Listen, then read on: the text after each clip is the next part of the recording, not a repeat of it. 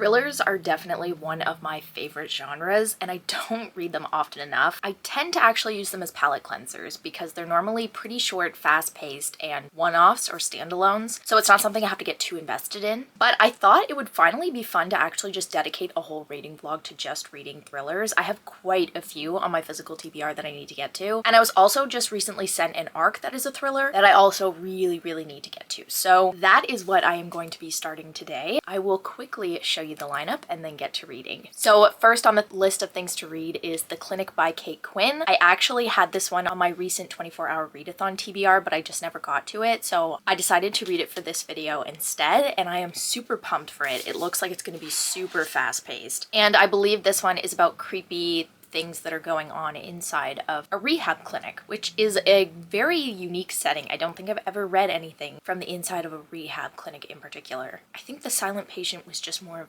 like a mental health clinic.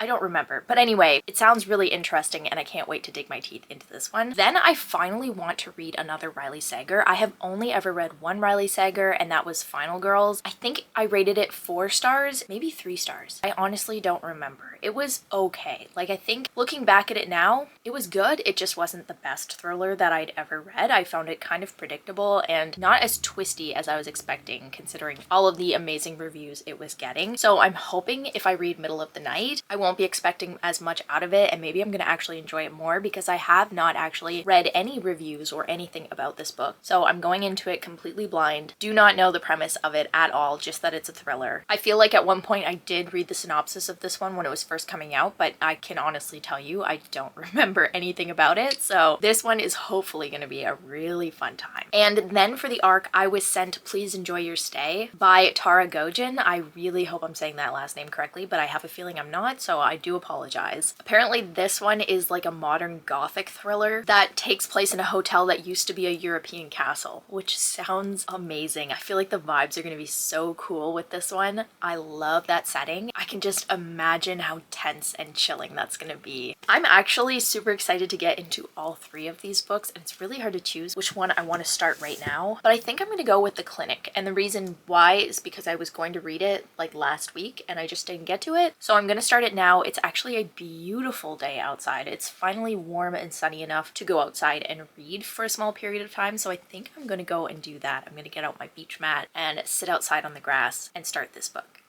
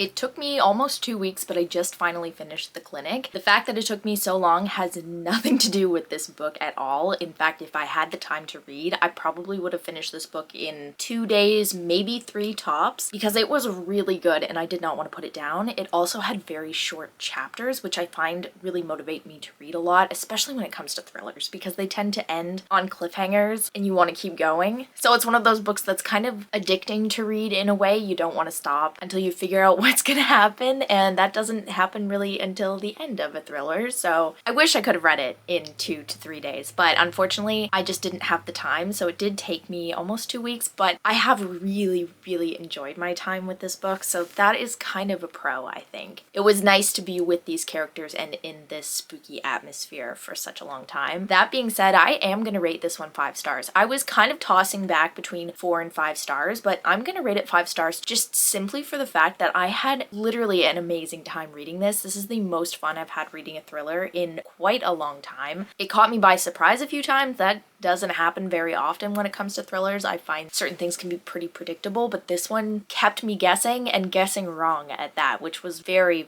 refreshing. It also had a very solid plot and also very well fleshed out characters. I was not expecting that from this one. It is a pretty chunky thriller, but I just wasn't expecting to watch such a wide cast of characters grow and come to kind of love each of them for their own little quirks. This book really delivered on multiple fronts and I loved it. So if a spooky rehab center where people are being murdered and everyone is a suspect sounds interesting to you, I highly recommend this book. I think you would have an amazing time. I think now I am going to start Please Enjoy Your Stay. I'm actually probably going to start reading it now. I don't know how much I'm going to read tonight because I'm kind of scared that it's going to be similar to The Clinic and I don't want to get the plots confused, but I do at least want to kind of get a start on it, and who knows, if it hooks me too, maybe I'll read for a couple of hours tonight.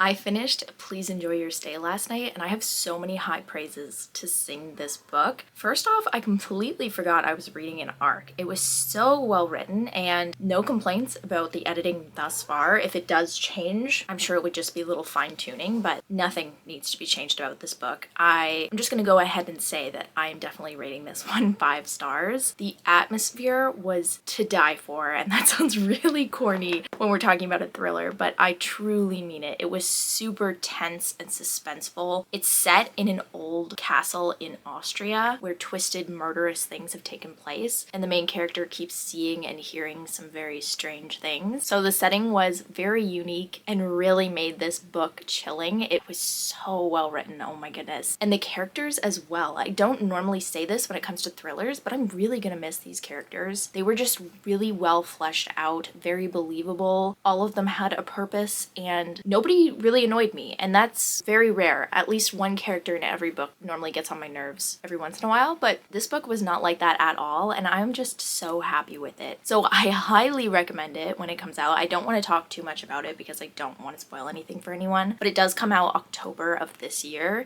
so it is still a few months away, but keep it on your radar because I highly recommend this one. It was so much fun. It is one also that I would consider purchasing and adding to my own collection because it was that good. I'd love to reread it in the future. I feel like there's more I wanted to say about that book, but I'm probably forgetting. I always have things in my head and then I sit down to film my little review after I finish reading stuff, and it all just leaves my brain instantly the second I turn the camera on. Anyway, 5 stars. That's 2 5-star thrillers, which is wild. Normally, thrillers for me are really hard to rate 5 stars because there's always some sort of discrepancy in the plot or something super cringy that I wish wasn't in it, but that was not the case for these last 2. I'm having a really great time. So last up for this vlog, and hopefully not least, I'm gonna be reading Middle of the Night by Riley Sager. The last 2 thrillers that I read were kind of about creepy, atmospheric, big old buildings, which I love. This one is more about a childhood home or a childhood neighborhood. So slightly different than the other 2, but I think it's still supposed to have a very creepy atmosphere. I shouldn't read too much of the synopsis because I'd really rather not spoil it for myself, but I am gonna go ahead and start this one right now, and fingers crossed it's gonna be another super suspenseful thriller that I'm not gonna want to put down.